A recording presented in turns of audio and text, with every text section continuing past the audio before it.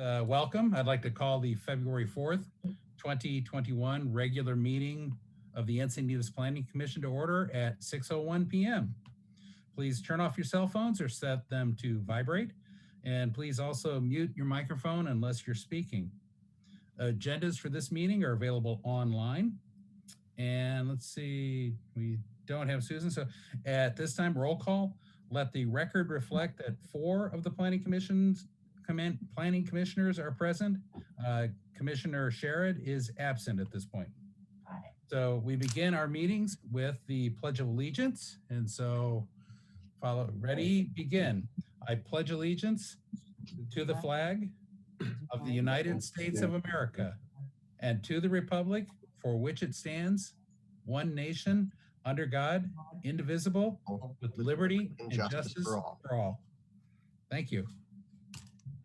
See, we begin with special arrangements again tonight for tonight's Planning Commission meeting due to COVID-19 pandemic. Pursuant to the State of California Executive Order N-29-20 and the amended County Health Order dated March 18th, 2020, which limits gatherings to no more than 10 people, members of the public will only be allowed to participate in meetings electronically. Tonight's meeting can be accessed and watched at the city's live webcast feed at https://encinitasca.gov/government/agendas-webcasts, plural. Normally, the Planning Commission is also available for viewing on Channel 19 of Cox Communications and Channel 24 of Time Warner Cable and Channel 99 on AT&T Universe. Unfortunately, again tonight, Cox Spectrum and AT&T Universe are unavailable due to ongoing broadcast room and meeting room renovations at City Hall. So therefore, public comments must be submitted via email. Tonight's agenda describes the process in detail, but I will summarize it. Written public comments to the Planning Commission must be submitted via email by 3 p.m. on the day of the meeting and will be forwarded to the entire Planning Commission. To make oral public comments during the meeting, including oral communications, consent calendar comments, and regular item comments, you must register by 2 p.m. on the day of the meeting to join the electronic meeting. Members of the public speaking to the commission will not be shown on video. They will be able to watch, listen, and to speak when called upon. Each speaker may address the commission for up to 3 minutes or in accordance with the time period established by the chair. I've got somebody with a live mic. Oh, I see, and I see Susan Sherrod has now joined us. So we have all 4 planning commissioners here. Or all 5, I mean, sorry. I have trouble with counting. I still have somebody with a live mic talking, so thank you. Let's see, next item is oral communications. We start each meeting with oral communications where anyone wishing to speak on a topic not on tonight's agenda may request to do so by following the process previously described. Dina, do we have any oral communications? Yes, we do. We have 2 speakers. And okay. First up, is Patricia Vasquez. Okay. Okay, good evening, everyone. I want to thank the Planning Commission for taking notice of the concerns many of us have around traffic safety in Northwest Leucadia along the La Costa corridor west of the I-5. We greatly appreciate the commitment that you made during the last meeting to develop a proposal for a March annual capital improvement plan meeting presentation. And I just wanted to confirm also that you have visibility to a recent report that was presented to the Traffic Commission on the potential impact of the proposed developments in the area. Thank you. Yes, glad to see you have it, Kevin. Thank you. I thought that was valuable for you to see, obviously. My neighbors and I, and I'm sure probably the same as can be said of you, were shocked to learn of the sheer number of developments proposed by their level of density, and more importantly, by the impact that they would have from a traffic perspective on an area that already presents significant dangers for those of us who walk, bike, and drive on the corridor. I think it's also notable that this report from City of Encinitas only touches on City of Encinitas and does not consider the planned developments in Carlsbad, right across from Ponto Beach, which will add a total of 322 hotel rooms or villas, 136 townhomes, and 18,000 square feet of retail space. We greatly appreciate your help in working to put traffic calming and safety measures in place to better protect pedestrians, cyclists, and motorists in this corner of Leucadia. And in the meantime, we'd like to ask you to refrain from approving any further development projects in the area until the needed infrastructure for safe mobility is put in place. Thanks for your time. Okay, thank you. Next speaker. Oh, our next speaker is Doug Waringa. Hi there, can you hear me? Yes, we can hear you. So I echo Patricia's concerns, but have a slightly different message. First of all, I'm an 18-year resident homeowner living at 325 La Costa Avenue in the northwest corner of Leucadia. I do want to thank the Planning Committee for recognizing our neighborhood safety concerns related to high-density development petitions and their impact on pedestrian, bike, and vehicle traffic safety. Creating the subcommittee to explore and prioritize the issues further is really a great first step. So thanks so much for that. We appreciate your commitment to take action ahead of the city's March annual capital improvement planning meeting. As a longtime resident whose family walks, bikes, and or drives this West La Costa corridor daily, I'd like to propose critical safety features for the updated infrastructure. I also believe I well represent the interests of more than 80 local residents who formed this group, Leucadia Cares. First, we need separate physical barriers from cars to separate bike and pedestrian lanes. This would include bollard curbs and or sidewalks. The speed needs to be reduced to 25 miles an hour. As you probably all know, the corridor is only bordered by homes. I think most homes and neighborhoods in Encinitas have 25 mile an hour speed limits already. It's baffled me the last 18 years why we don't, but the higher speeds do not increase the traffic throughput here. The bottlenecks are the traffic lights at 101 and Highway 5. We need to add roundabouts at Sheridan Avenue and Vulcan. Stoplights or stop signs there will add to the safety for sure, but will also back up traffic, especially non-pandemic rush hour and during heavy beach usage days during warm seasons. The weekend days there are already have streams of traffic stretched between the beach and Highway 5. Adding speed humps along Sheridan Avenue and Andrew Avenues so traffic doesn't divert through those local neighborhoods would be really beneficial as well. A separate but related topic, if you haven't already seen this, there's a petition on change.org. It's signed by more than 1,000 residents who are pushing back against the high density development petitions in this neighborhood. It cites traffic and safety concerns, as well as irrevocable impact to our fragile ocean, beaches, and lagoon. I sent an email earlier today that had a link to that petition. If there's an easy way for me to share it on the screen, I'm happy to, but I don't want to be too redundant. Can anybody comment if they actually saw the link by email? Yeah, we got the email. Thank you for that. So finally, I'd like to ask that you put a temporary moratorium on any existing development petitions and their progress.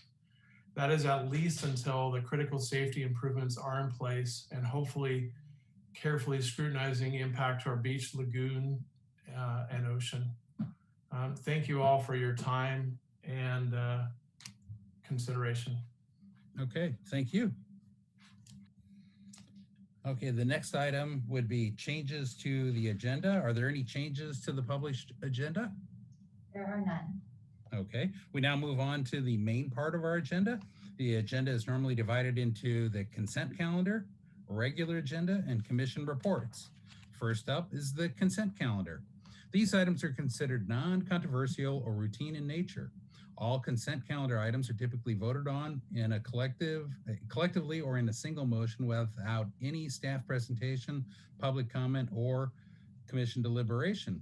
However, if a member of the public or a commissioner has requested a consent item be heard, the item will be removed from the consent calendar and given an individual hearing. Items removed from the consent calendar will be heard individually immediately after the consent calendar vote. Tonight's consent calendar is made up of one item. Item 6A, Beacons Beach Landscape Restoration Plan, case number multi 003977-2020. This item is a public hearing to consider a major use permit and coastal development permit request to install landscaping and revegetate the bluff face at Beacons Beach access point, consisting of native planted plants and native hydroseed mix, removal of non-native plants for erosion control and long-term maintenance of this vegetation. A temporary construction staging area will be located in the south end of the parking lot. The public parking lot and public access point will remain open during the installation of this scope of work. The project is located at 948 Neptune Avenue, which is Beacons Beach in Leucadia. Staff recommendation tonight is to continue this item date certain to February 18th, 2021. Did the public request the item be pulled from the consent calendar? Nope, no request. Okay. Do any commissioners wish to pull the item? No.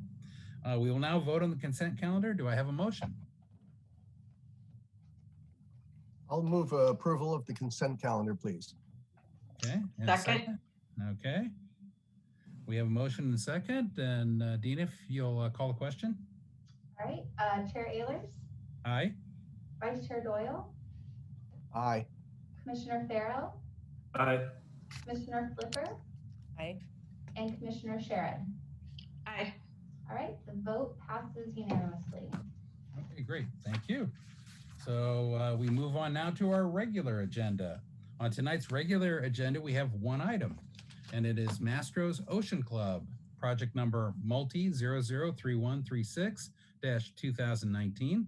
This is a continued public hearing to consider a minor use permit modification, design review permit, and parcel map waiver to consolidate underlying legal lots into one and to allow for the remodel of an existing restaurant, formerly the Chart House, and associated improvements. The project includes valet parking modifications, changes to the existing Type 47 ABC alcohol license, and the addition of new live music and entertainment and monument signage changes. The project is located at 2588 South Coast Highway 101 in Cardiff by the Sea. Are there any disclosures? Seeing none, okay.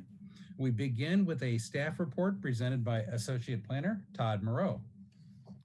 Chair. Dina, can you pull that up by chance, please?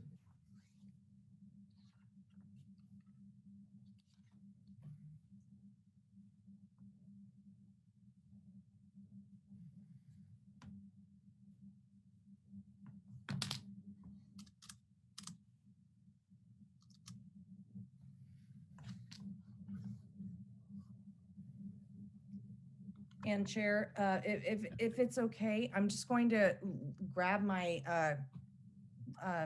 my battery. Hang on one second. Okay, go grab it while we get the IT stuff straightened out. Chair, this is Monica. I don't know if you can hear me, but I just have a quick point of order. Yes. We're having difficulties with the links that were sent to our client and architect. I don't know if there's a way that we can have those reset. It seems to be showing us a registration closed, so they're not able to sign on. Okay, can IT, let's get this, we only have the one item tonight, so we'll work to get this straight. I appreciate that, thank and you. Anybody from IT, who do we know who needs the link, or is it, because I think the links are tied to the actual person, right? It's not an open. Correct. Dina, it would be Mike Zieber and Don Rakowski. Yeah, we've been going back and forth. They said they were accepting.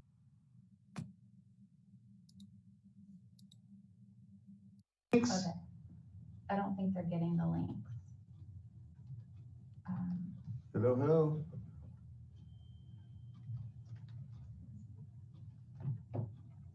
Mr. Chair. This is Ken Ehrlich. I'm Monica's colleague. Apparently, when our client, Mr. Rakowski, and the architect, Mr. Ziebert, they timely signed up, they received their links, then they went to go activate their links, and it was said that registration is closed. Because they did it So, after registration. Can you just open it? Oh, yeah, Karen? 'Cause yeah. I think it is. Yeah, Okay. and we'll be very patient because it's, this is a unique situation, and we all know how to get into a room, but getting into a Zoom room sometimes is a little more trying. Okay, we IT appreciate everyone's help. said Yeah. to go ahead and try again through the agenda online. And Ken, it's nothing, each one of us as individual planning commissioners haven't had a similar experience in the past, so we can empathize. We appreciate the empathy. Yeah, well, we want to have a full and complete hearing, so. So we'll just pause, and I think everybody is patient here. Thank you, Mr. Chair.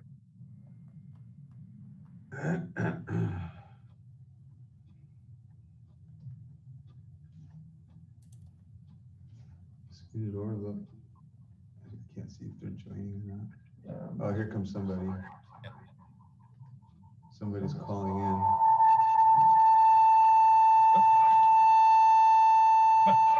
Playing some Jimi Hendrix. Yeah. Oh, wait, where is it?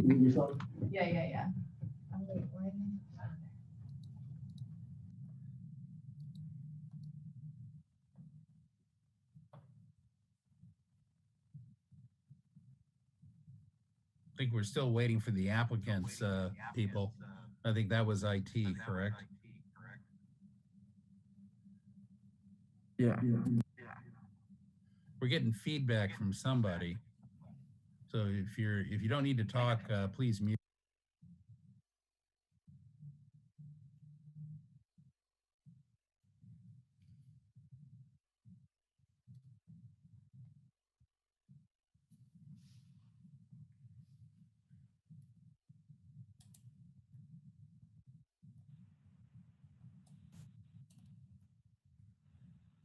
This is Mike Zieber with DP3 Architects, guys. I wasn't able to, can you hear me? I can hear. Yes. Okay, I wasn't able to log in on the computer. I had to call in on my phone as a participant. It sounds like you might have a live computer in the background, because I think when you came on, it started echoing. So you might need to mute one of, if you tried logging in on the computer, you might want to mute the computer and so that it's not trying to transmit too, because I hear an echo. I don't have anything on my computer right now. Just Okay. all I have is my phone. Okay, it's better now. And then I think we were waiting for one more. There was Mike. Mike, will this work for you to be on the phone? This is Donald. Yeah. Monica, I think Monica is going to be redoing most of the presentation. So as long as she can share her screen, we should be okay. Okay. And then okay. So Ken, are we good to go now? Do we have all your, or Monica, do we have all your people now? It looks like we got Donald and we have Mike on phone. Yes, thank you. Okay, so we can proceed with the staff report, and Todd? Yep, thank you, Chair. As you indicated, this is a continued public hearing for Mastro's Ocean Club, located at 2588 South Coast Highway 101. Here's the location here. Is somebody controlling that? I'm not sure who's controlling it. Yes, I am. So just go ahead and let me know when you want the next slide. Okay, if you go back, please. So this is the site location along South Coast Highway 101, highlighted there in blue. You can see Pacific Coast Grill directly to the north, and then to the east would be the Plastino office building, as well as other restaurants there. Essentially east, you've got the San Alejo Lagoon as well there to the east, and then you can see the Pacific Ocean there to the west. Next slide, please. Site is located in the visitor serving commercial zone, which is generally a commercial zone. The restaurant is existing, was built originally back in the 50s, and there were numerous modifications done to it. And the last main use permit associated with it was done under the county in 1977. And so, as you can see, the corridor itself is visitor serving commercial. It's kind of the one unique piece down here in Cardiff, and it's kind of surrounded by the open space, park, beach zone. So next slide, please. Here's a photo of it looking north. This is the recently done drive to access the beachway there on the south end of the property. So you're looking north at the site. This is the access way from the recent constructed dunes project. And that's the connection to the sidewalk heading north. Next slide, please. Same thing, here is the front of the existing restaurant down there on the bottom, and then the back side of the existing restaurant, which shows the glass as well as the revetment and the pedestrian access easement that's there. Next slide, please. And then here is on the top left there is looking at Pacific Coast Grill. I mean, that is the beach house, the formerly beach house that will ultimately be Pacific Coast Grill. So that's looking into their parking lot essentially. And then the bottom photo is essentially in that parking lot looking back at Chart House or the Master's proposal and its parking lot. You can kind of see that divide there with the planter banker that has sand in it. Next slide. And then this is obviously from the beach, looking past the revetment back at the back side of the building. Based on the last public hearing, which was basically a year ago, February 20th, 2020, the commission had kind of deliberated on a number of issues, asking the applicant to come back.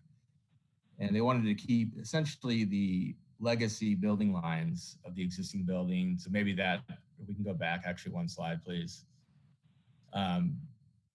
You can see the kind of pyramid or shape of the existing building.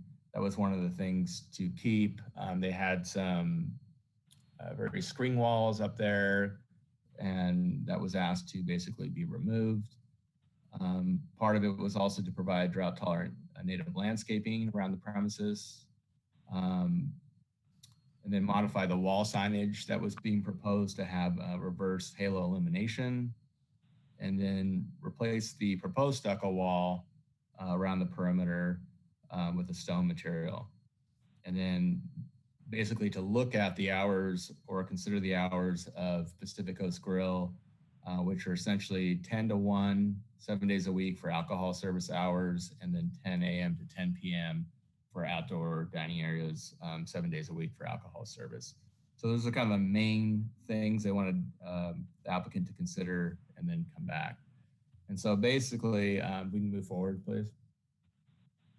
The site plan essentially was revised to update the valet plan, which was something that was brought up.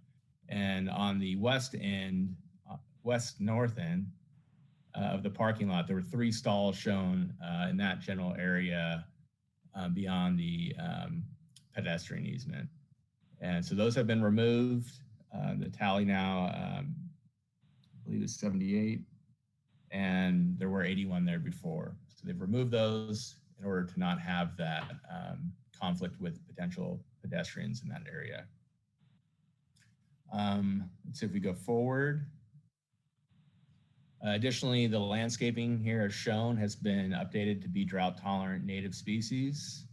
And that's shown there. That has been revised all along the frontage. Currently it is, a lawn with various palm trees, things like that. And this is more of a rock desertscape, similar to what Pacific Coast Grill has, but with more natives in there. Next slide, please. This shows the floor plan. Let's see. Yeah, this is the new work ground floor plan. So you can see up on the top right of the slide is essentially the new area that's being created for the outdoor patio area right there. And then just below that is a new interior dining area. That's basically the new addition. The interior seats get reconfigured. The kitchen shifts a little bit, but essentially most of that is staying in place. Next slide, please.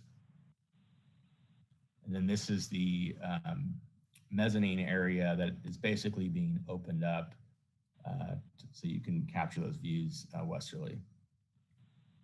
Next slide, please. So based on the operations plan, kind of going back to what the commission had considered, they did look at the hours to mimic Pacific Coast Grill, and they are considering doing that for the indoor sales. So they are currently proposing 10 to 1 Monday through Sunday for the interior. Their model is a little bit different. So they're requesting outdoor sales to be from 10 to 10:30 Monday through Thursday and Sunday. So that'd be a half hour beyond Pacific Coast Grill. And then on Friday and Saturday, they're looking at doing 10 a.m. to 11:30 p.m. on those 2 days. They have ran that past the sheriff, who saw no issue with those hours being proposed at that time. Next slide, please. Additionally, noise concerns, they're going to manage crowds as conditioned within the draft resolution. Also, they'll be ensuring that all windows are closed at 10 p.m. And then that right there just indicates the general outdoor patio dining hours to be till 11:30 on those 2 days. Entertainment, they did, there will be no dancing proposed. They looked at, I think Pacific Coast Grills was 10 to 10 p.m. with a 5-piece band and dancing allowed. And here they're proposing essentially 3 musicians with those hours. So essentially 5 p.m. to 11 Monday through Thursday, 5 to 11:30 p.m. on Friday, 12:30 p.m. to 11:30 p.m. on Saturday, and 12:30 p.m. to 10:30 p.m. on Sunday. So slightly modified, and it's kind of based on their service needs with this style of dining experience. Next slide. So this basically is showing the former elevations that the commission considered the last time, and you can kind of see the raised portion of the Mastro's building there at the front with the wood element, along with a stuccoed wall that kind of is at the angle there around the front. That's kind of the unique feature of this existing building and architecture. Additionally, you can kind of see the louvered mechanical screening up there on the roof. And so this was the first kind of rendition that came to the commission. And so if we can see the next slide, please. They've basically gone back and looked at two different stone alternatives there. You can see there's the split limestone Genoa sands, which is a thinner stone veneer, and then there's the sawtooth ledge, which is kind of a thicker Coronado stone that's a little bit undulated and uneven. So there's kind of 2 options that they were looking at. And so if we can go to the next slide, please. You can see how option 1 looks on that wall,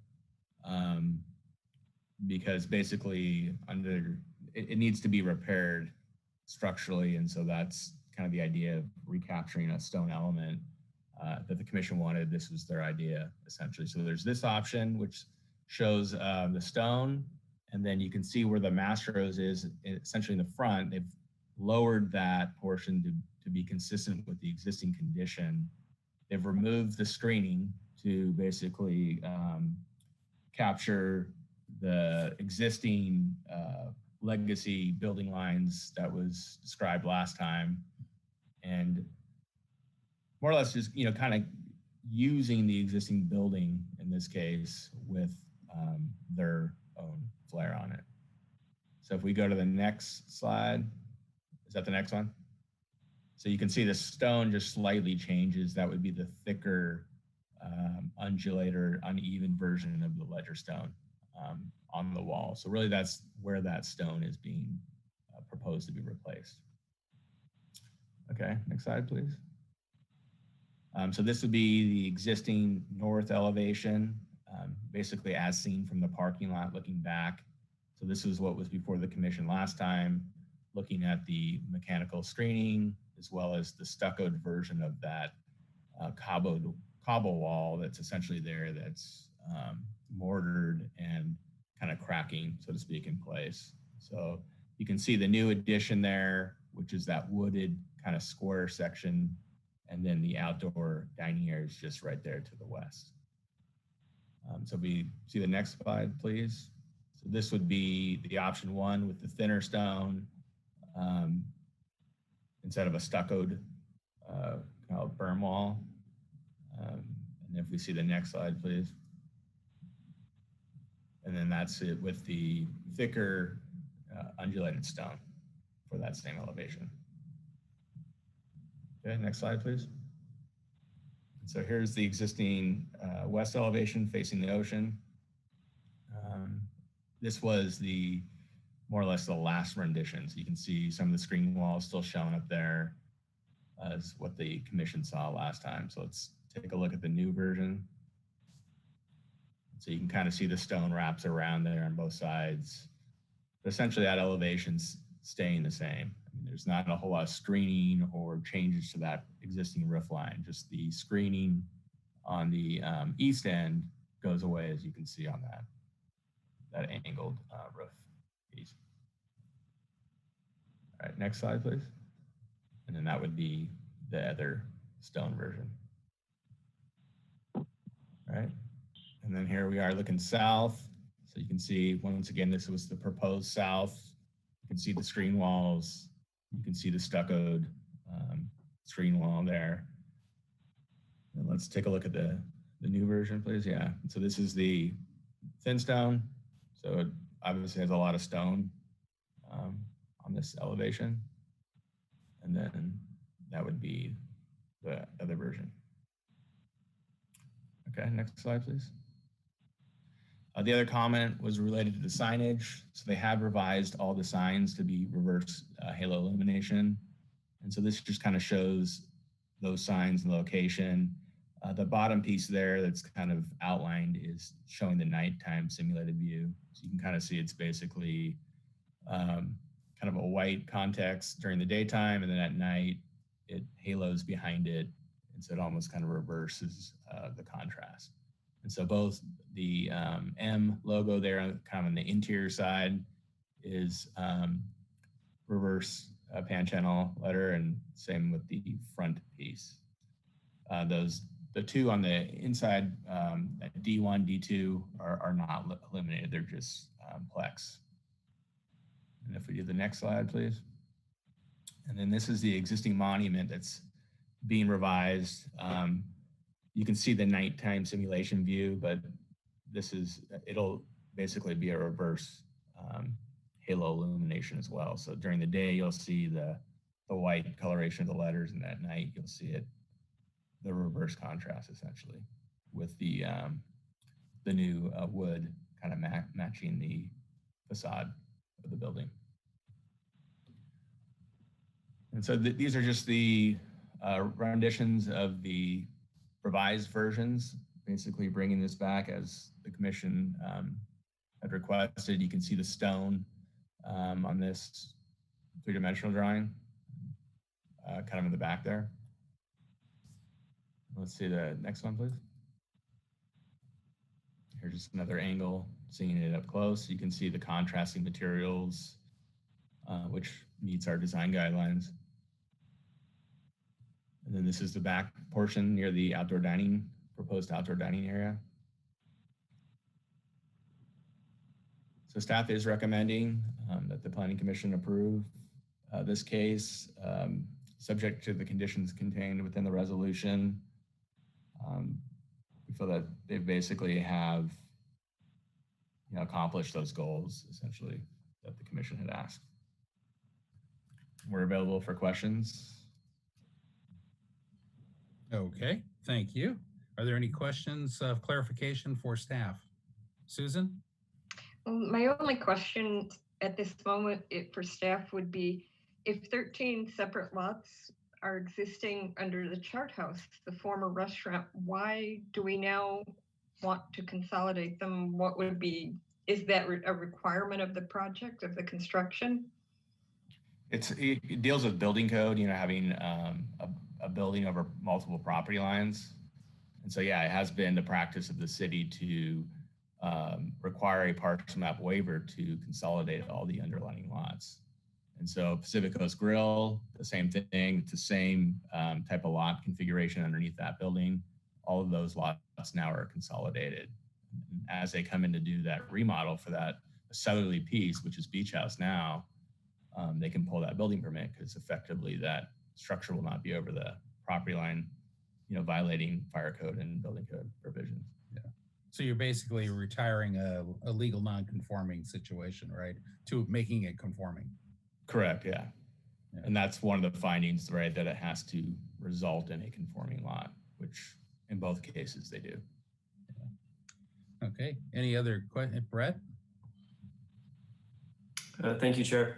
Looking at the staff report, I may have missed this, but what are the current hours of operation for the chart house? Current hours, so overall it's 7 a.m. to 1 a.m. Yeah. And then on Friday it's 7 a.m. to 1:30 a.m. And is there an outdoor component on Chart House today? No. Oh, okay. Yeah. Other questions? So there's no seating in that back area, where the glass is, that's that pedestrian easement. So really this piece of 265 square feet is the new component for outdoor. Right. Kevin, you have a question? Yeah, I see the operational hours are the overall operating hours, but currently I've got in my notes that the interior alcohol service is 11:30 a.m. to 12:30 p.m. And is that 11 p.m. Friday and Saturday? Is that correct? So yeah, so there's the current hours are 7 to 1, 7 to 1:30. The alcohol interior is 11:30 to 10:30, Monday through Thursday. Yeah, 11:30 to 11 p.m. I'm going to be primarily concerned with the hours of alcohol service. Okay. I think I'm not alone there. And I'm gonna piggyback on your question and ask, do we have any purview over the hours of operation? I think in our last hearing we had a similar situation where we did not have that purview. Is there a reason we would have it here and not there? No. Yeah, there's a condition listed in there as well, is that the overall hours aren't part of the project. So really just the alcohol serving hours are. Okay. I thought I saw overall hours of operation as part of the conditions. I don't believe so. It was mentioned in there in the report. So we can basically ignore the hours of operation. That's not our purview anyways. We're only here about the alcohol and the live entertainment. Correct, yeah. Okay. I think it was just to give you the context of what is being operated in that area. Okay. Any other questions of staff? And I can't see everybody, so you might have to speak. There you go. I had a question about the plans, Todd, just trying to understand. And when I go through the staff report and look through the plans attached, back on the page, I forget, 100 and some odd to the end, they're all different dates on different sheets. And what's not clear to me is when in the resolution where we say the plans that were provided on 2/4 or on February 4th, how do I correlate that to, usually they're dated with the date and we know when they were submitted. Yeah, I think what happened is there's different dates based on, from the architect when they revise or change, but the dates that we use in the res are based on when we received them. So the complete set of plans essentially is that November date. And we probably should have some type of digital stamp on our end to kind of log that in so we know we have that. But yeah, we used to do that. before, a long time ago. We did that in the paper world. In the paper world, exactly. I remember that. Yeah. So help me understand, like, can you show me in the staff report plans the signage and in particular the monument sign and that this version that's attached to the staff report shows the not the backlit but the signage, the halo signage, because I was having trouble because I think they may both be in here, or certainly I found the CanLit sign, but I couldn't find the other. It should be in the very back. Yeah, and if you have a page number reference, that'd be helpful. Right there. There you go. Okay, so 160. Almost there.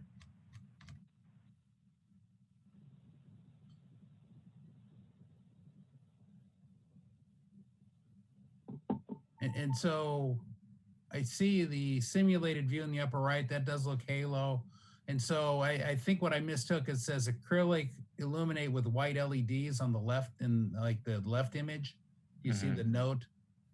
And so I just didn't see how that was the halo version because it didn't seem to specify that. So, but you're saying this is the same halo that's on the side of the building. Well, you can see the nighttime image. I mean, that is the halo effect, which basically mimics that. Okay. Yeah, I mean, that's essentially what they're proposing. And then when I looked at the date on here, I'm trying to remember, yeah, it says 2/20/2019. So clearly this has been updated by Jones Sign since two years ago. And so I was confused with this. Yeah, but the nighttime simulations weren't there in the last rendition. They just showed essentially what the daytime looked. So you're saying the only thing that changed, was the addition of the night, just to indicate, but it is it is halo lighting at this point, all of them 100%. Yep. Okay. And then the valet plan, again, I think it was something that was dated November of 2020. Is that in here? And if so, where?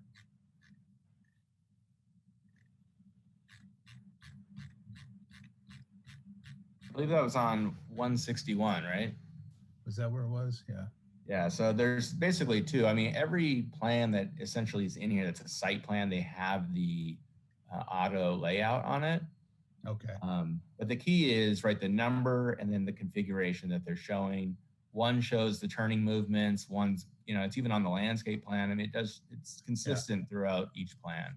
Well, and what was confusing, I could see that they got rid of the 3 on the other side of the easement, but again, on the right-hand side of page 162, this is what I'm looking at, it says 6 March 2020, so about a year ago.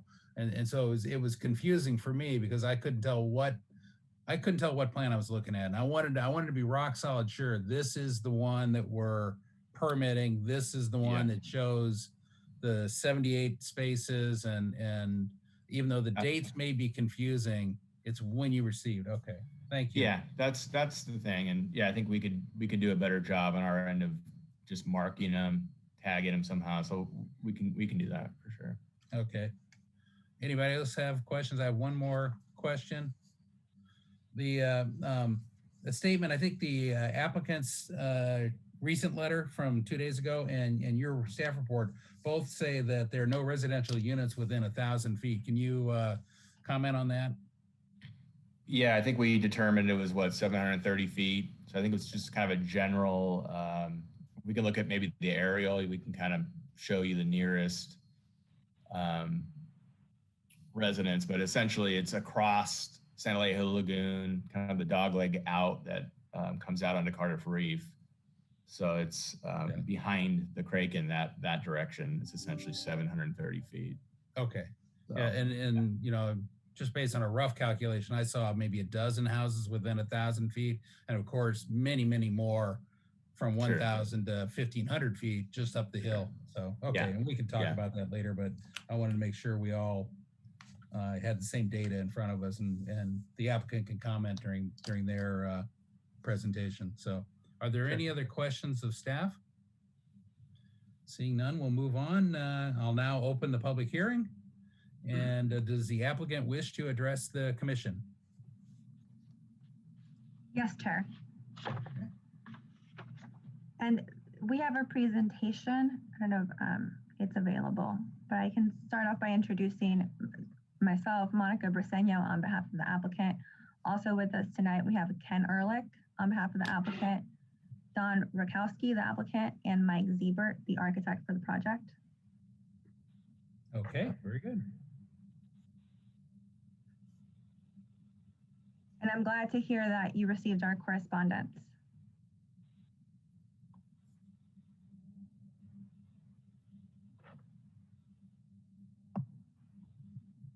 Okay, great. Thank you. Well, good evening, commissioners. As Todd mentioned, we're glad to be back with the revised project after hearing and adopting many of the design recommendations that we heard from you last February. Next slide, please. I'd like to start off with a brief project description for commissioners that have joined us since that last time.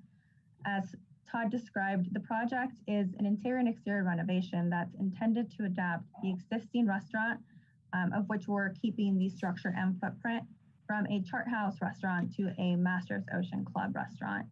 The majority of the renovations, as you'll see, are cosmetic, meant to liven up the building and bring it into compliance with the new brand. Next slide, please. Todd went over some of the design changes, but I wanted to highlight the ones that I know we discussed in detail at the last commission hearing. And so they're listed here, but if we can go to the next slide, I'd like to just point these out in a way where we could compare them. So as you'll see, the revised design removes the mechanical screening and keeps the roof lines that were discussed last time. We also lowered and aligned the new parapet at the current east-facing wall. So you'll see where that master of sign is, that's now been lowered. Not pictured here, but as we discussed, the 3 parking spaces seaward of the public access easement have been moved. We've also most considerably replaced the stucco that was shown on the existing stone wall surrounding the building with the stone finish that we found to be suitable for the climate and that we feel better harmonizes with not only the natural landscape, but the rock revetment that's in the back. We've also, as Todd noted, removed the internal lighting from the monument signs and the other signs and turned those into halo illuminated signs. And we've also replaced the non-native plants with native plants in our landscape plan that will also be suitable for the coastal climate. Next slide, please. Now, we believe that having worked with staff and having considered all of the comments that we received from commissioners, that we've revised a project that complies not only with the design guidelines, but also with the comments that we heard and the concerns that we heard from the commission the last go around. We'd like to now turn to the operational request, which is that second consideration that you have before you today, and really focus on the indoor live entertainment and the outdoor patio service and provide additional context to those requests.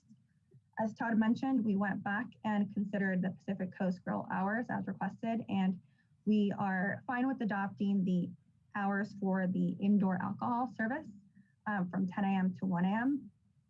As far as the indoor live entertainment and the outdoor patio service, we understand the concerns, but also want to note the various operational differences between the Pacific Coast Grill and Mastro's that make adoption of the Pacific Coast Grill hours unworkable for the Mastro's restaurant model. So I can have the next slide, please. So first off, as it relates to live music, one of the things that we find critical is that unlike Pacific Coast Grill, which we understand will use music to support its event business, it's a much larger venue. It involves a 5-piece band and music, dancing, which we see more as a wedding venue and big events venue. Live music here is really a critical element for the Mastro's restaurant model. Music is available throughout all of the Mastro's locations in California. And as you hopefully had a chance to review in our correspondence, is also a highlight of those coming to the restaurant and is the reason that they enjoy the Mastro's experience. So again, unlike the Pacific Coast Grill event model, this is really a critical element for the Mastro's restaurant model. That said, we understand the concerns that come about with having live music. And so we work closely with staff to understand conditions that would reduce that. One of those is limiting the musicians to 3. Also part of your correspondence was a typical setup for the Mastro's live music. So you'll see it consists of a piano and usually a singer. So at most you'd have 3 musicians at the restaurant. There's no dancing, so that's not, you'll see it's a small area that's placed in the farthest corner from the main doors and windows. So it's located in the southwest corner of the restaurant. Additionally, like Todd mentioned, we did contact the Sheriff's Department and worked with them and received no objections to the hours, which they considered to be reasonable hours for the indoor live entertainment. Now, for the outdoor alcohol service, again, we understand those concerns. We'd like to point out, though, that for Mastro's to do the ADA improvements and create a better experience in the indoor component of the restaurant, the renovations did require a reduction in the number of seats, a considerable reduction, which means that using all the seats to the full extent available, including the outdoor patio seats, makes it a critical component for the success of the restaurant. So I'd just like to point out that the patio that we're talking about, and we can go back to it after this if we'd like to discuss it further, but it's 265 square feet compared to what we understand Pacific Coast Grill's patio to be 1,806 square feet with close to 100 seats. So we're looking at very significantly different footprints and impacts that might come from these 2 locations, which is one thing that we want to point out in terms of conditioning the project. Now, again, one of the comments that came from commissioners just now is where residential units might be located. And we looked at this with staff as well and found no residential units in this location. And there is a slide that is not in this, but I don't know, Dean, if there's a way that I can show it that does show the location of the nearest residence in comparison to the restaurant. I can email it to Dina and we can shoot it, or we can figure out how to screen share later. But I just wanted to footnote that we do have that exhibit if we'd like to discuss that further.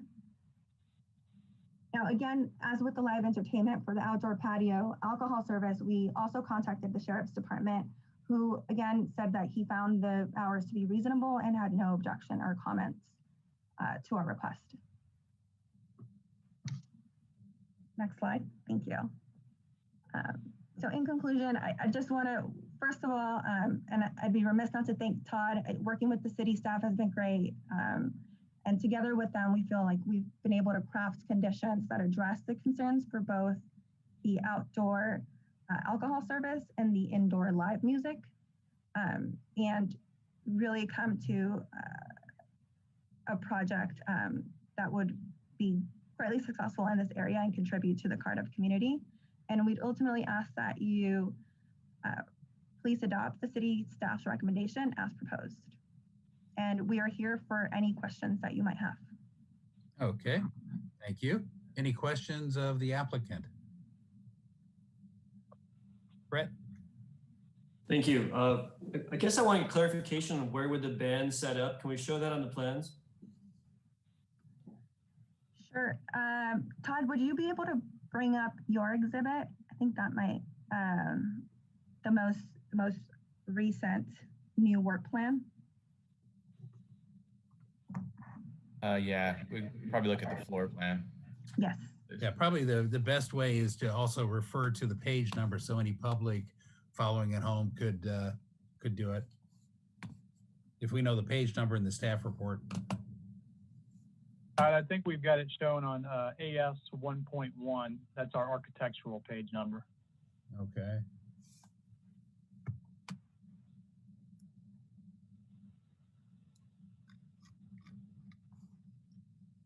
Hang on. So in my PDF, I think that's page 122. Yeah, I think if you zoom in, right? Live music. Yes. Okay. AS 1.1 or what was it? Yeah. You can see, right, labeled. It's a the top roof there. plan. Okay. Yeah, so as Brett said, page 122 is AS 1.1. Yeah, I think it shows in the floor plan, I think as well, right? It does, and it'll show a piano and the stools next to it. Right. It's that right there. Yeah, there's the piano. Yeah. It's also shown on page 128, maybe a little clearer.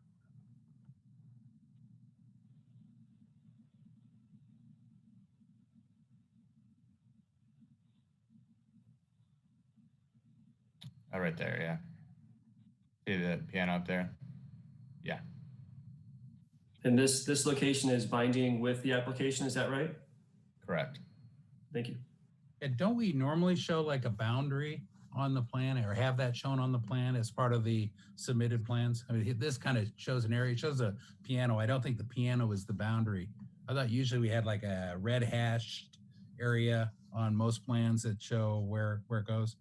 But as long as we're clear in the resolution, we're okay.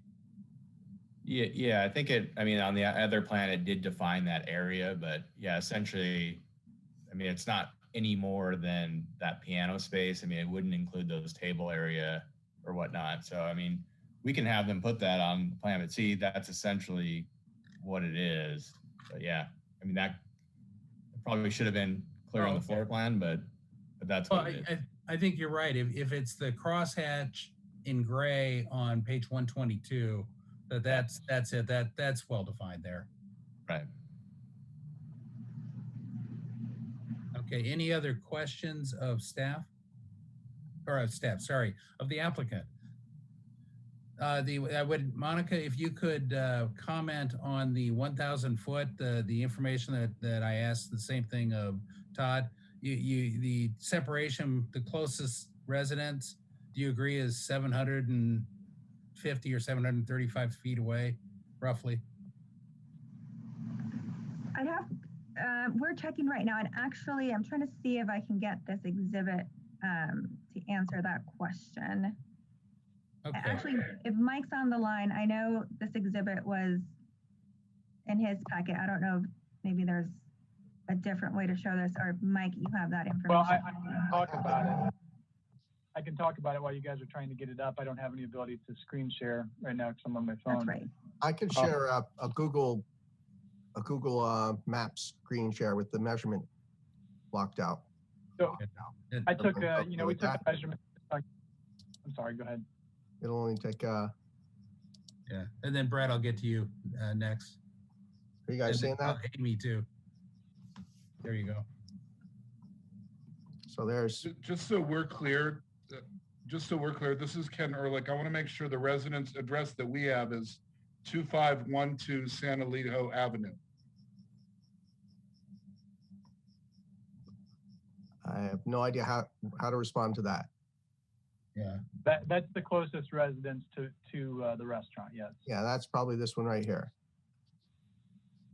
Yeah. That's to the middle of the house. That's the closest one. Okay. Okay.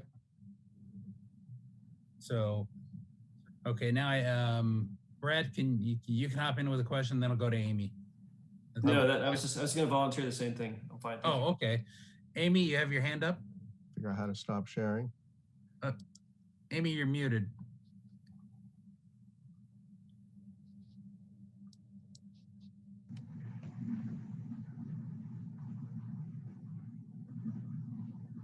We'll get you. It's okay. Try holding your space bar down. Sorry. Well, I guess my question is kind of a dumb one. It's what's up with the fact that we need to actually call out there's no dancing? I think that's more of a question for deliberation. And so, yeah, that's a fair question. And I will be quiet. So, this right now we're asking any for clarification of the applicant. So if you had questions about their presentation. Well, yeah, I mean, what are they planning on doing where we need to call that out in particular? That is a standard, probably historically standard condition that the city puts on many of these type 47 licenses. So we can ask Todd and Roy to respond to your question. Let's get out of the applicant stuff, and then we'll have a thorough discussion of that. Okay, any other questions of the applicant? Dina, do we have public comment? We have no public comment. Okay, so I don't assume the applicant doesn't need to respond to any. So I'll now close the public comment. And Todd or Roy, anybody want to respond to what was said, or maybe to Amy's question about why we limit dancing? Yeah, I mean, it's an operational characteristic. So ABC looks at it differently too. Alcohol with dancing versus not. And so then the occupancy also. Well, occupancy changes from standing occupancy and sitting occupancy. So as you start clearing out tables, there's a chance for the restaurant to morph into something other than the restaurant. And in this case, this applicant's clearly trying to define that they're a restaurant, that they're not a place to come and dance and have that experience. That would be, well, in this case, Pacific Coast Grill or something other than that. So they're a different experience, and that's not what they're going for. But that's the reason. There's an operational characteristic to dancing. And so if they want that, they need to disclose that and show how and where the dancing can occur. Yeah. So, can I just, Chair, can I just butt in?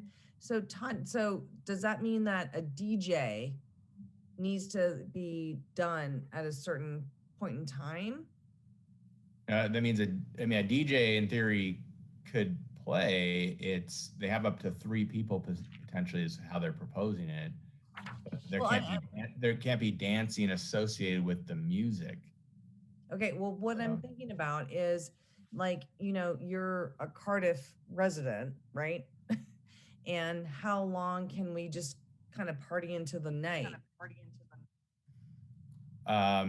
Well, I mean, it's based on those live music hours. So each day they've defined their live music hours as 5 p.m. to 11 Monday through Thursday, 5 to 11:30 p.m. on Friday, and 12:30 p.m. to 11:30 on Saturday. I think there's an echo.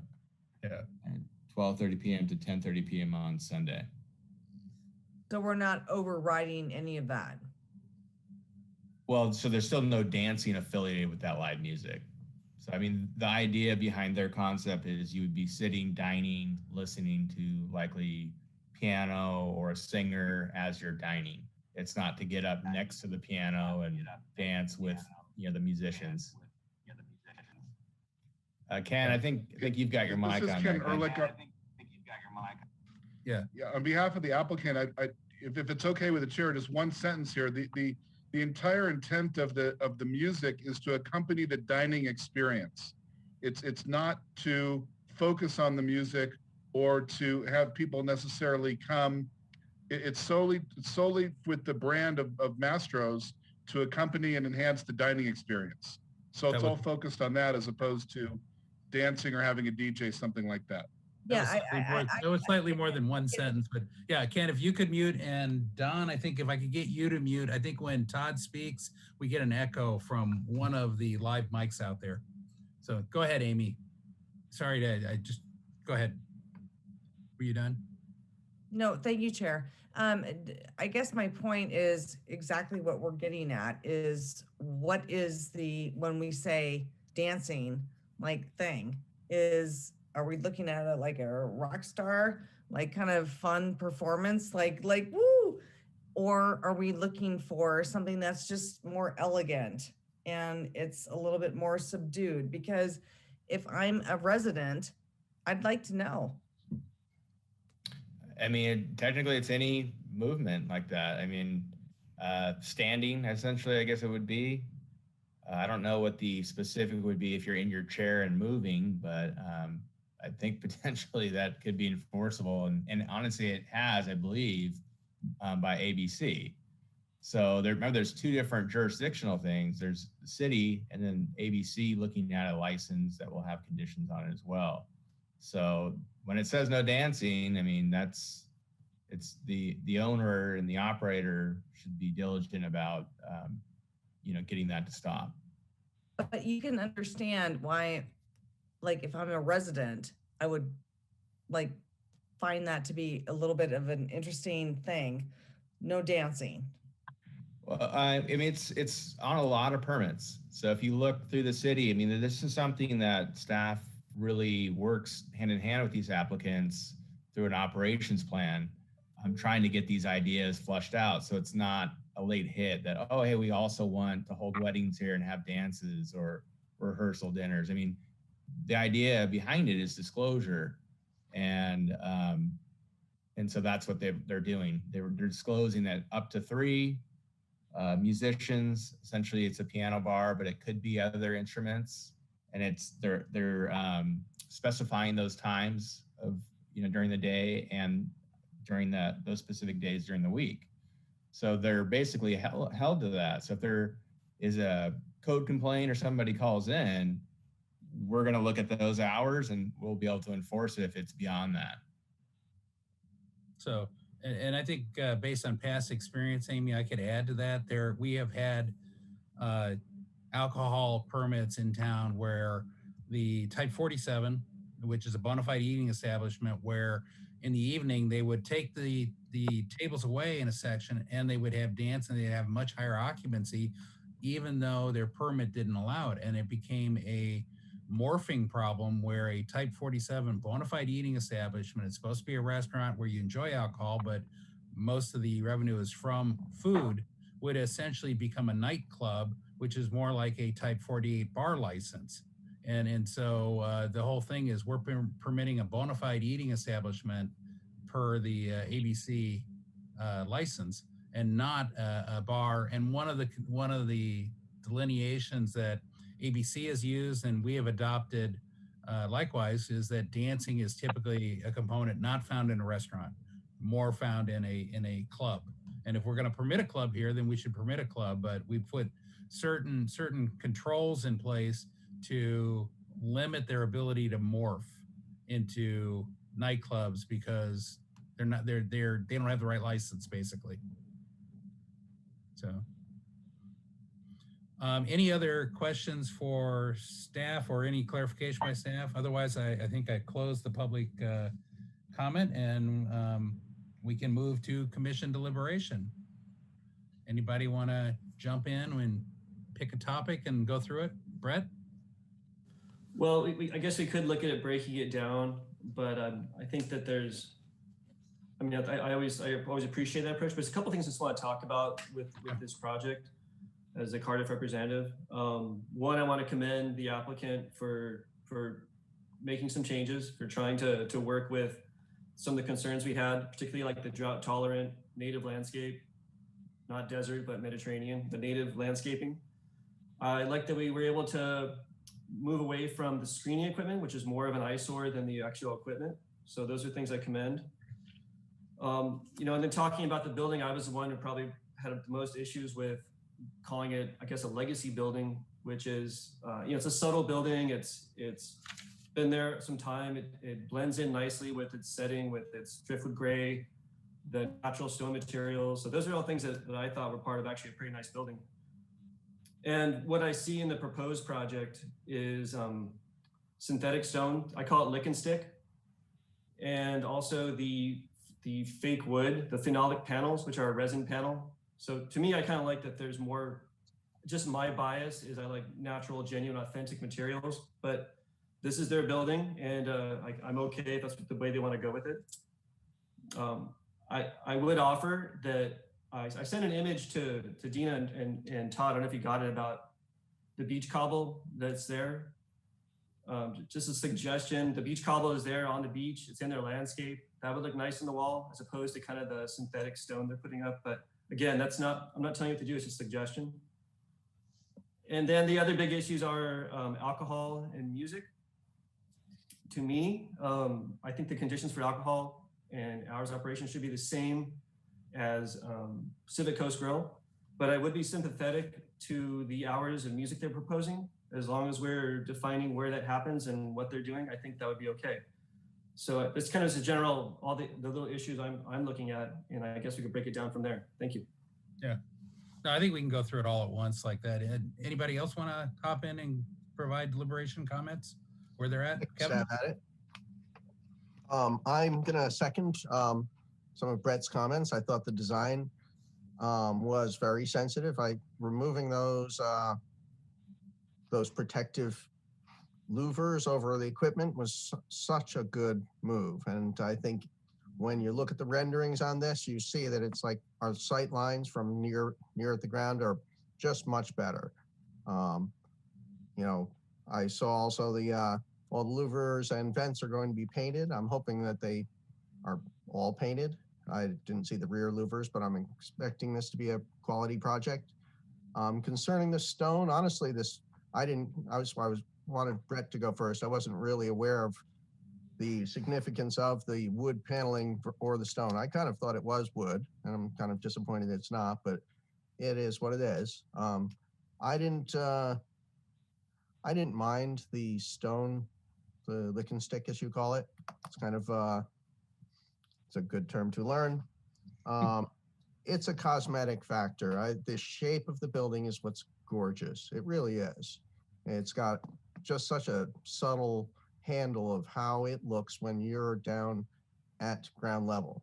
It doesn't block the sky. It slopes away from it. It's very well done. And I think that kudos to that one. I think this is a building that's and a restaurant that's going to be really nice. Concerning the operational characteristics, this is the only one I'm really having issues with. Now, we're of course comparing this to the Pacific Coast Grill, which is right next door, although as was pointed out by the applicant, I mean, Pacific Coast Grill is a different operation. They're basically working, I'll even pull up a little bit of theirs. Where'd my letter go?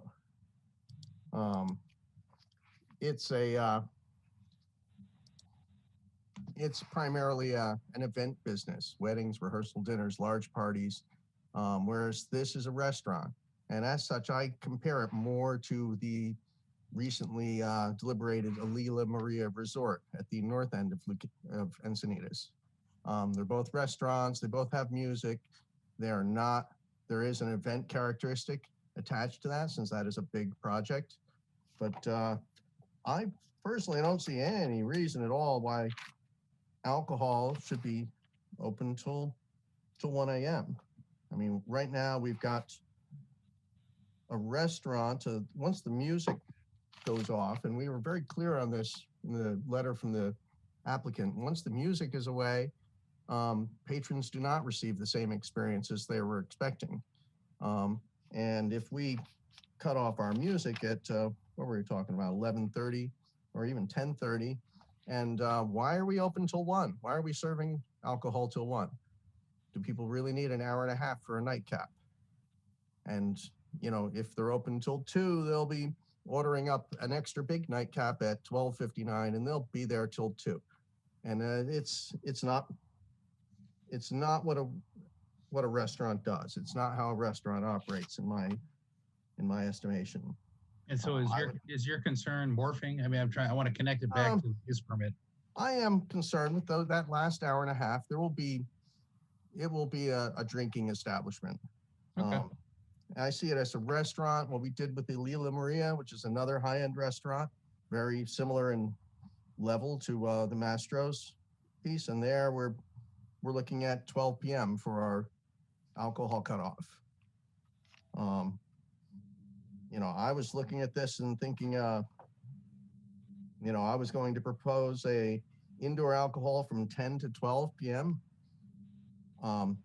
7 days a week. Indoor live music, 12:30 to 11 p.m. 7 days a week. It just simplifies things. Instead of starting at 5, starting at 12:30. And the outdoor patio, 10 a.m. to 10 p.m. I don't see any reason why this patio needs to be open an extra half hour later than every other outdoor dining piece that we've approved in the last several years. It's just, I don't get it. Yeah, I agree. So that's and an hour and a half on weekends. Yeah, it's too much. It's not required. If this is the high-end restaurant that it's going to be, it doesn't need to stay open and get that extra hour and a half worth of alcohol sales. It's not. how a restaurant works, in my opinion. Okay. So I won't support anything past 12 p.m. for alcohol service. And I'm willing to listen to what my other commissioners have to say on this. Amy or Susan, you want to, yeah. Well, I think aesthetically it looks good. I agree with Brett on the aesthetics and also about the louvers that were mentioned. It's a good solution. That was a good idea. I do have concerns about the alcohol hours. If it's a dinner club, not a dance club, why doesn't the alcohol service end within, I don't know, a half hour to an hour of the food service? Because otherwise, if you're not serving food alongside, then you are leaning into being a bar rather than being a food place, a food service place. So I think I would lean toward, I'm looking at that times and I'm looking at the, you know, and I think they stopped serving food. Susan, I think just to clarify, they have to serve food anytime they're serving full menu anytime they're serving alcohol, correct? Oh, Todd? I see. But that's not what it says here. It says outdoor food service ends at 10:30 Monday through Thursday, and it ends at 11:30 Friday and Saturday, right? That's just the outdoor patio service. The indoor is still Okay, serving that's not the food. indoor food. Okay. Yeah. Well, anyway, I think that is late enough. Probably that I would say maybe 11 for outdoor alcohol, you know, is the latest I would say is necessary, and maybe midnight is the latest for indoor. I mean, it's a dinner club, not a bar. But remember, we always, you know, this is about a use permit and the impact on neighboring properties or nearby properties. So the reason that we should be using is, do we believe it'll have a potentially materially detrimental impact on neighboring properties? So it's. Well, I do think that if they're open a little bit later than the adjacent bar area, you know, the grill next door, Pacific Coast Grill, that people might roll on over, and they are on a highway after all. And that's dangerous to have people who've been imbibing driving. So if they've already been served alcohol at the adjacent Pacific Coast Grill and it closes, you know, at 1, and then they want to go over next door and keep drinking, maybe, okay, and so they order some food with it, maybe. But my understanding, they're not required to order food with their drinks. They just have it available to order. Correct. So, I mean, they just keep partying after they've been at Pacific Coast Grill, potentially, is what really happens. So, you know, I think that they should be stopping at least by the time that Pacific Coast Grill is with alcohol service, I'm saying. Okay. And I can hop in, or Amy, if you want to hop in, either way. Your choice. I do also want to have one more comment that I do appreciate that they are going to be complying with ADA requirements and updating and maintaining those parking areas. Okay. And I'll hop in, and then if Amy wants to hop in, she can hop in too.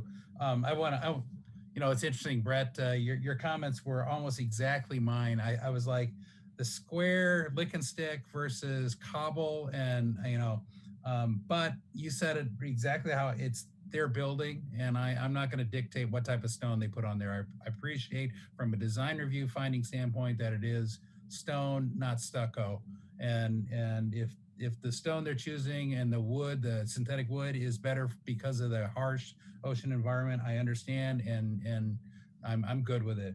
I also very much appreciate the removal of the louvers and the clean lines, just as Kevin and Brett and everybody just about has said, the native plantings and the parking lot clearing, the not having traffic going across the pedestrian right of way. So, and the signage. So all that is great.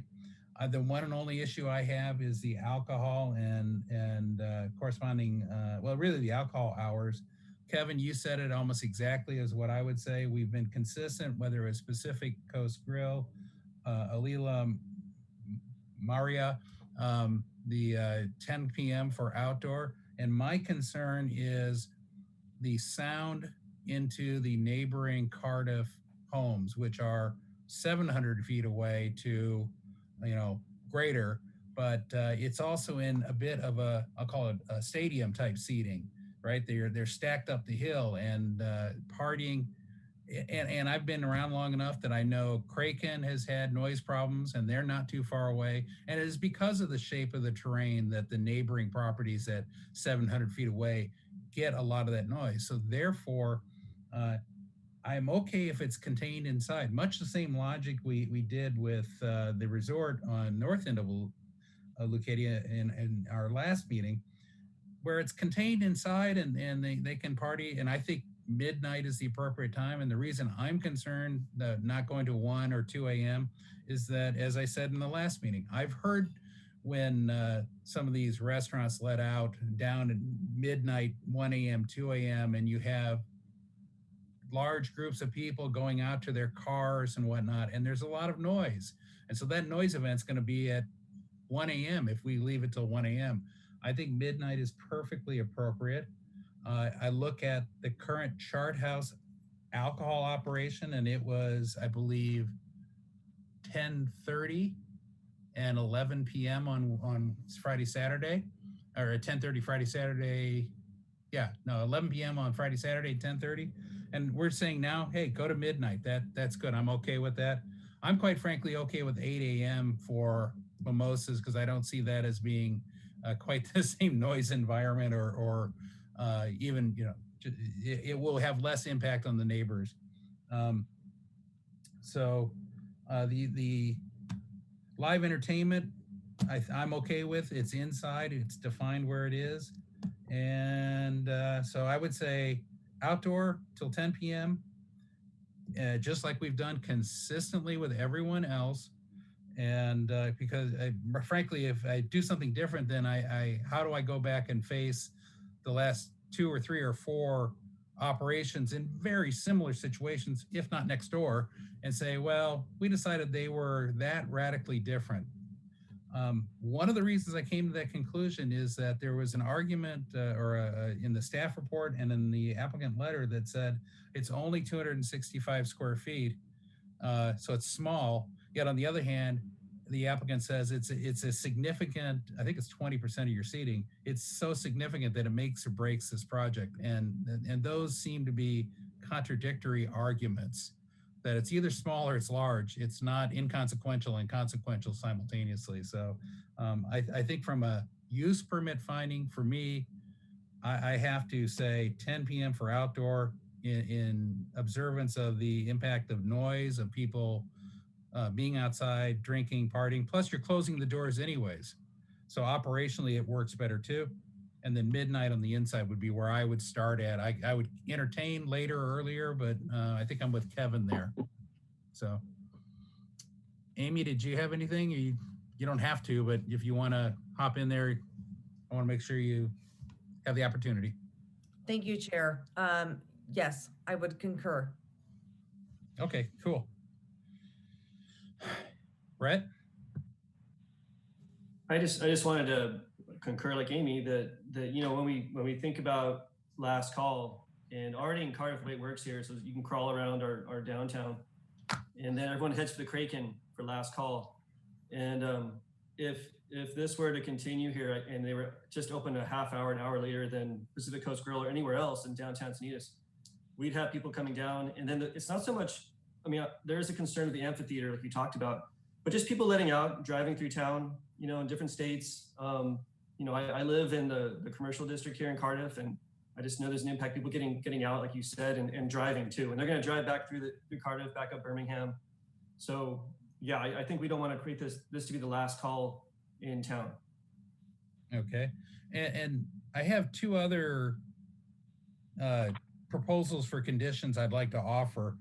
We usually, when I go through my list of standard conditions, and I believe the Planning Commission got the whole list of the alcohol 01 through 25, there's one that we often add, which is prohibiting party buses and excursion buses. And again, it's to prevent this morphing. a morphing of type 47s too. So I would propose adding that condition. The other one would be in changes to the alcohol or live entertainment hours. It says it would be reviewed by the authorized agency. I would ask that we add a condition that says, instead of authorized agency, it would say the planning commission. So if this comes back, if this wants to be reviewed, I want to make sure that the resolution is clear that it's the planning commission that would be doing the reviewing in the future. So I got one nod from Brett. Anybody? I've got a thumbs up. So 4 thumbs up. Amy, do you don't?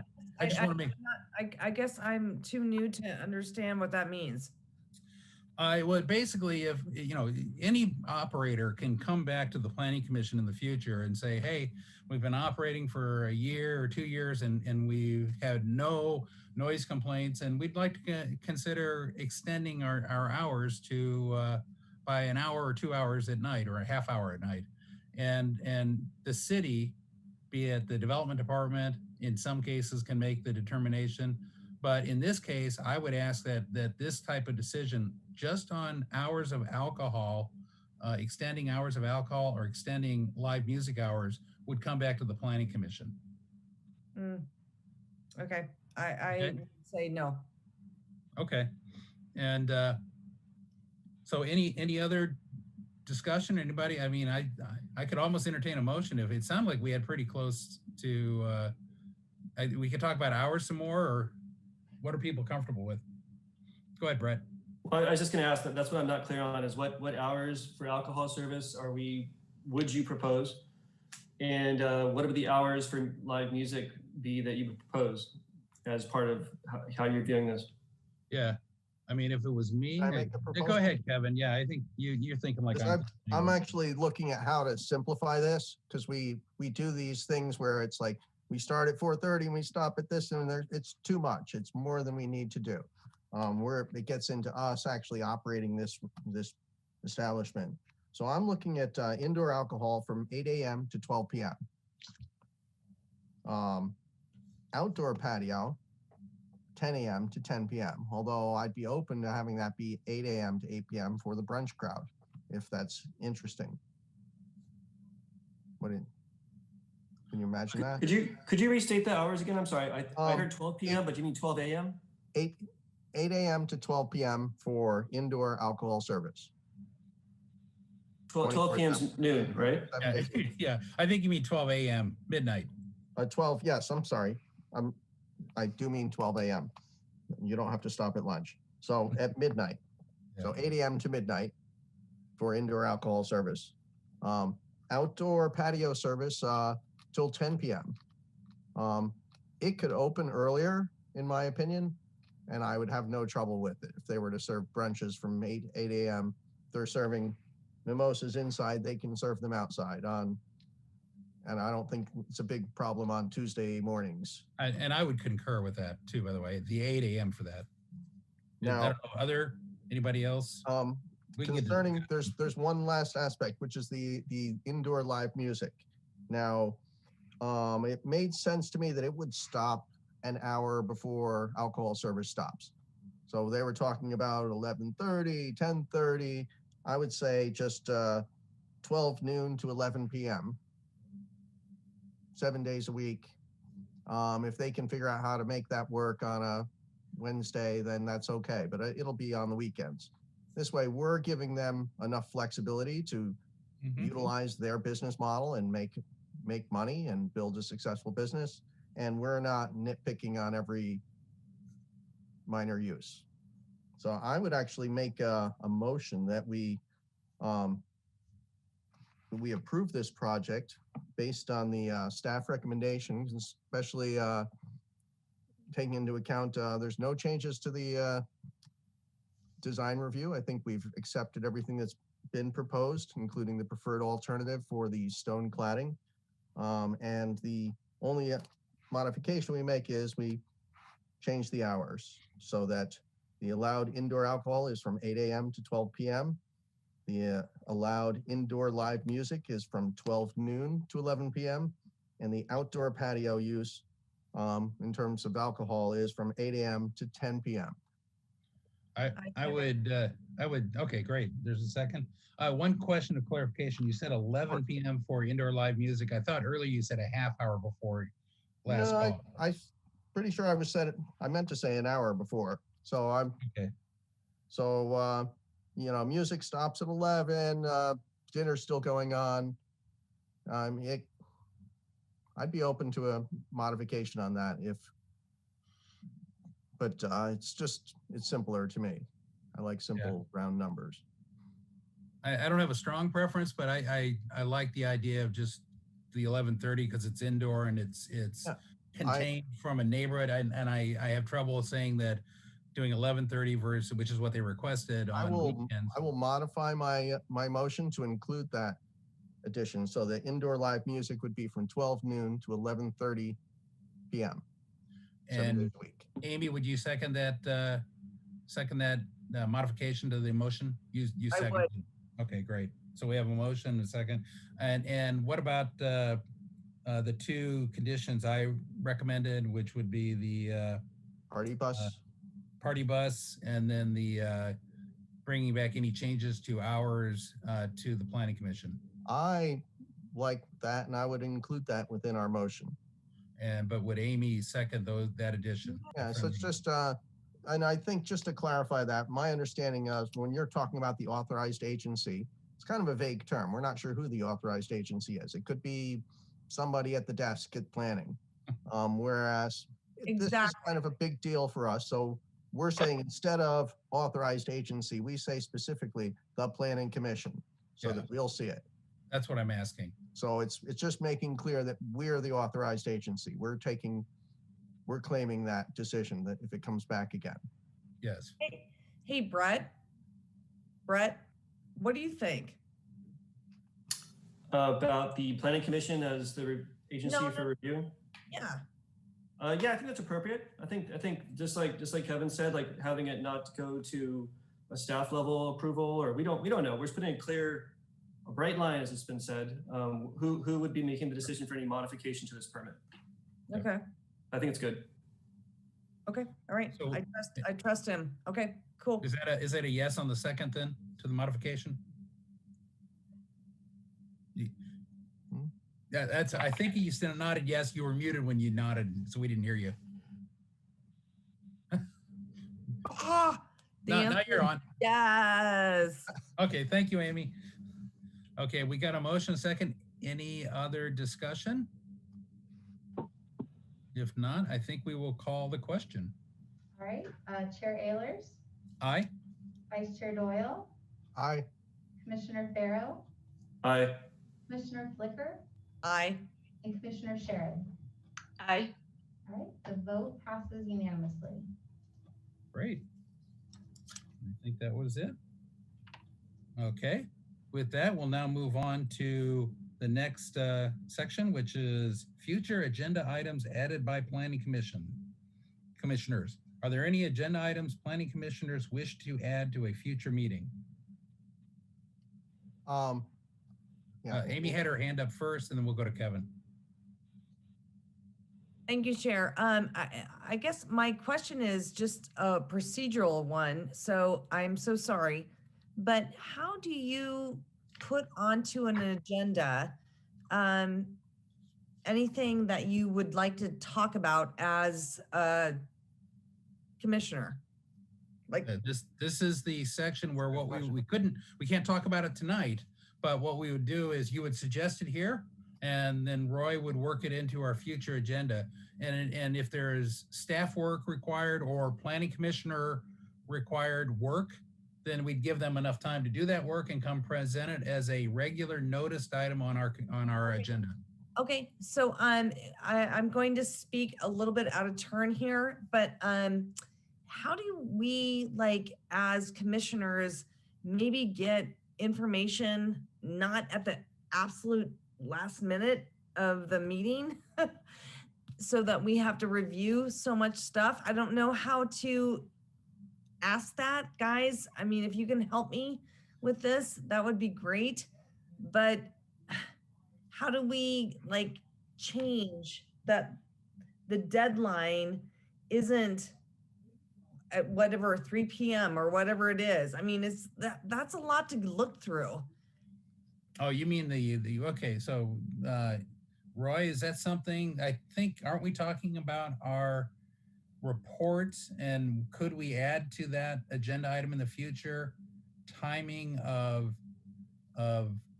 staff reports, timing of public and staff communication coming in, at what time of the day beforehand? In other words, we could kind of expand that item.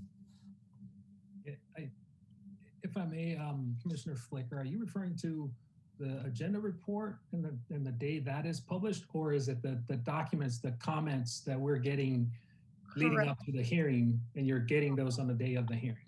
Yes, correct. So the information that comes into us right before the meeting, it's important, and it's voices, and I want them to be heard.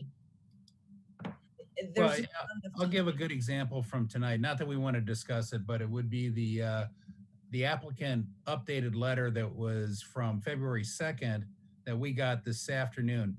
Now, a lot of that was already in the report, but there were certain key exhibits that were not, and there was some additional information up front, and there were 62 pages. So that's an example. We don't want to discuss it tonight, but that's what we'd like to discuss when we talk about process and staff reports, Roy.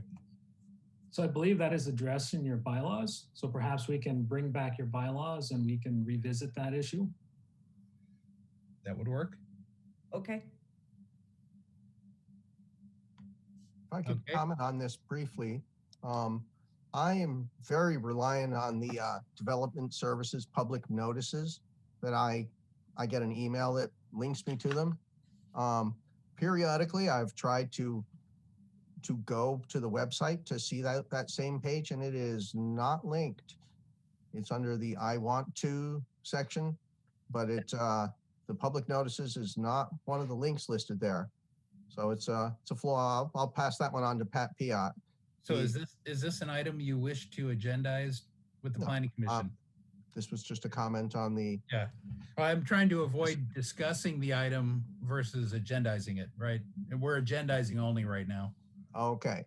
If that was going to bring up an agenda item in the future, then I'd let you go further. But I think you were bordering on discussing Amy's comment. Thank you for catching me there, Bruce. Yeah, Susan. I'm not sure if we would need direction from City Council on this item, but we are a coastal community, and I don't know that we have a managed retreat policy. And I'm wondering if we should have a managed retreat policy for projects when they apply and they're right on the coast.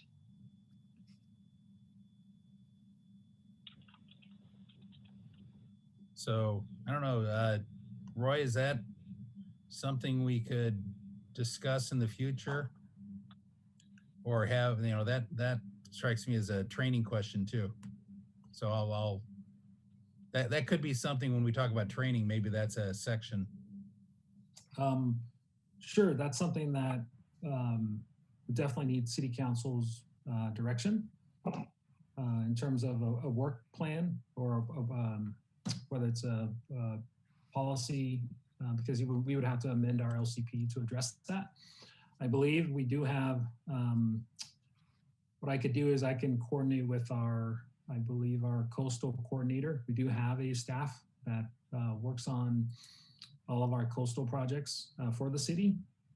And she is also working closely with coastal on the issue related to sea level rise. And we can bring that forward as an information item to the commission. And then from there, the commission can decide, perhaps come up with a request for City Council to either initiate a policy change or an amendment to our LCP to address the issue related to sea level rise and managed retreat. Okay. Any other agenda items to be added by planning commissioners? City planner reports and planning commission follow-up blog? Sure. Real just things I want to report.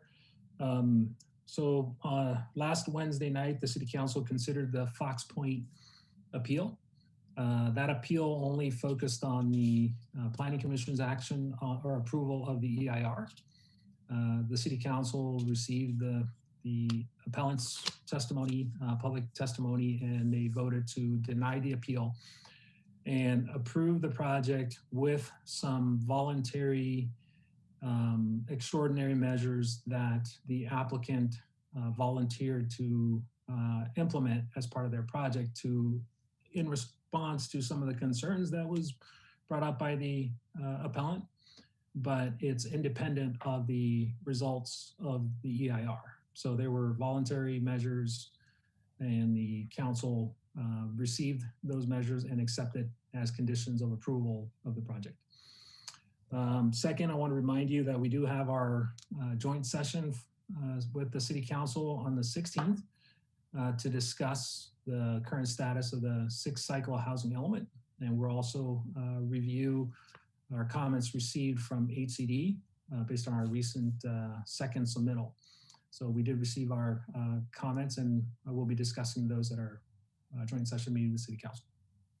And are those, is there any chance you could send that information out to the Planning Commission? Because that'd be some early reading, because we have both the joint meeting on Tuesday and then the Planning Commission meeting on Thursday.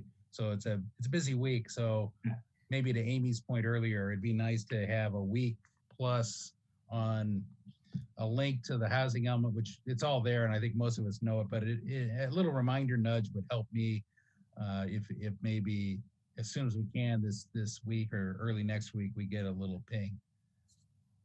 I would agree. I think the sooner we get that information, the better. I'd like to really have some time to dig into it. Yeah. And I don't want to get it. I guess we may get it Friday, or I don't know when, but yeah, I'm eager to see the reports and be able to get into that. Yeah, and have a week, and I think what I look for is something from staff saying, this is what you should review. This is what what will be in the staff report we send out at the appropriate time. So I will send out the link. So it's currently available on our website. So we do have a page for the housing element document.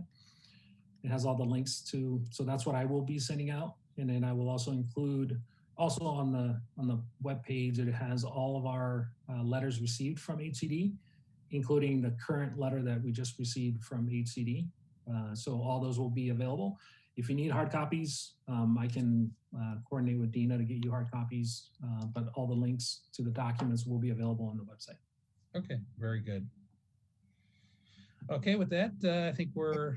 One more. No, I tried. I want to apologize. I don't have a report. I hoped Amy and I would have gotten together. It was my fault completely. I was absolutely swamped these last 2 weeks. I've reached out to Brian Grover, who's the head of our Traffic and Public Safety Commission, and I'll be hopefully having a good talk with him tomorrow, and we're going to set up a joint meeting with our 2 representatives and hopefully Brian and one other member from the Traffic, Public and Safety Commission, and we will hopefully have something for February 18th, and I will reach out to Roy in a timely fashion so that if we can get it on the agenda, I'd like it there, because the March CIP meeting is coming. And just for people following at home, this I'm is sorry. Subcommittee for... we are going to try and get the La Costa stretch from Interstate 5 to 101. We're trying, and there's a couple of things that could happen here. We're either gonna try and get a workshop set up. We're gonna try and get a plan developed. We can't develop a plan without a workshop, but we need it on the CIP list. Even if it's an unfunded line item, if it's there, it'll get addressed, just like the North Leucadia 101 or North Leucadia Railroad crossing. I mean, first step is to get it on that list. Yep. And this one is going to be huge, but we've got the right people involved, and I'll hopefully we'll be crafting a letter and trying to get presenting it to council during the CIP meeting in March. Okay. And yes, I mean, to that end, anybody that's listening that is actually in the North Lucadia like corridor, we hear you. If I may, Mr. Chair, just Yes. on that issue, if I could ask the subcommittee if you could meet with staff. We do have a plan, and we presented some ideas to City Council on that northwest area of Lucadia. So we want to share with you what's in the works and what's being discussed, not only with council but with the community members, just to help inform. It's to let you know what other options and other efforts that are out there to address the same issues that you're dealing with. So Thank you so much, Roy. I mean, the reason we started this was we want to make sure that we're putting our voice behind this issue as well, and we're pushing this forward. So the more people involved, the more voices involved. We're not trying to hijack the project. We pretty much expect traffic and public safety has already been digging into this little stretch of roadway, and I'm glad that staff's been involved as well. I'll reach out to you after. Hopefully tomorrow, if not by Monday. Thank you. Okay. Anything else? If not, we're to adjournment here. So thanks, everyone. And our next regularly scheduled meeting is scheduled for February 18th, and that's the Planning Commission meeting. But as Roy said, don't forget 2 days before that, on Tuesday, February 16th, is the joint City Council Planning Commission meeting. And this meeting is now adjourned to the regular Planning Commission meeting of February 18th, 2021 at 6 p.m. Thank you. All right. Thank you, everyone. Good night. Everyone.